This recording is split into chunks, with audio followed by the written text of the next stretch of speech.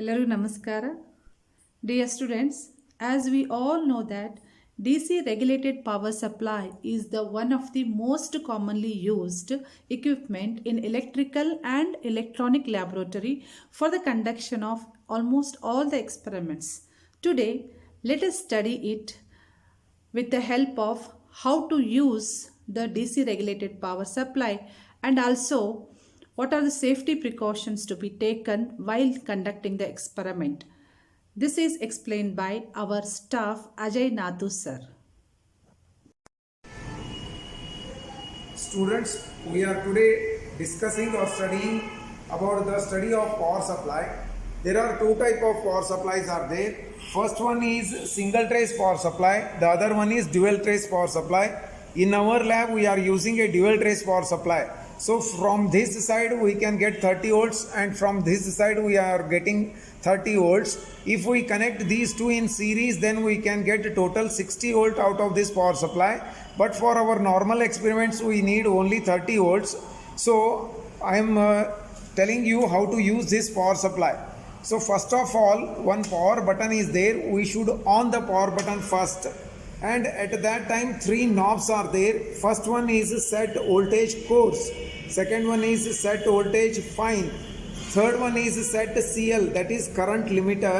And the current limiter, it should not be at this side or that side. It should be at the middle side of the knob. That is at the center. We should set CL at the center for both the arms. So once we start varying the voltages, it is a digital power supply. It is showing how much voltage we are getting from this power supply. So now I will set this power supply to 5 volts. So now it is not showing 5 volts. If we want exact 5 volts, we have to set for this finer voltage so that I can get exact 5 volts. So we have to use this knob. So for that one, we will get exact 5 volts. So if we are not getting point or something set fine, we have to use so that we can get the precise 5 voltage. Once we get the 5 voltage, we should start measuring in the voltmeter. Make sure that the insulation side should not be connected to the power supply. So we should remove the insulation of the power wire and we should connect like this so that it should held tightly.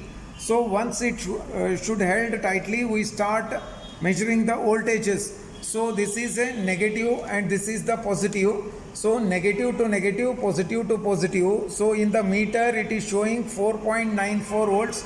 Here it is 4.9. Okay. So like that we should measure the DC voltage. So now we should set the power supply for 10 volts now.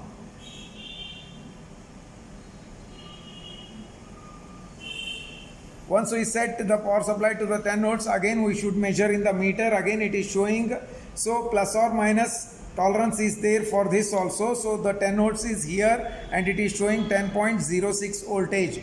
So one arm we are measuring, the other arm also is there for the power supply. The same procedure we should apply for this one also. So the negative should be connected to here and the positive should be connected over here.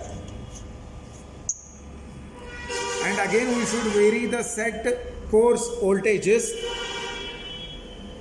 So now I will measure 15 volts out of this one. I already measured 5 and 10 volts.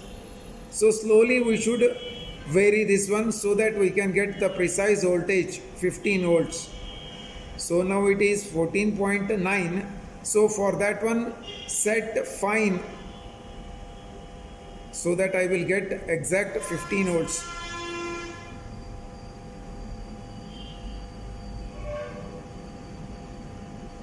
Okay, now we are getting 15 volts. Again set the voltmeter to the DC side and again measure the voltages out of the digital multimeter. So positive to positive and negative to negative, I will get 15.07. Okay, plus or minus tolerance is there also. And for any instance, if we short this one, so the red light will be indicating we should not repeat this one. Once we get this red light, we have to immediately off the power supply. If we are shorting the circuit or the wires, if we short like this, so the red light will come. So at any cost we should not use the power supply. At that time we should compulsory off the power supply and check that whether in the circuit or whether the wires are touching one or another or the circuit is short. Okay, this is the precaution we should take before using this power supply.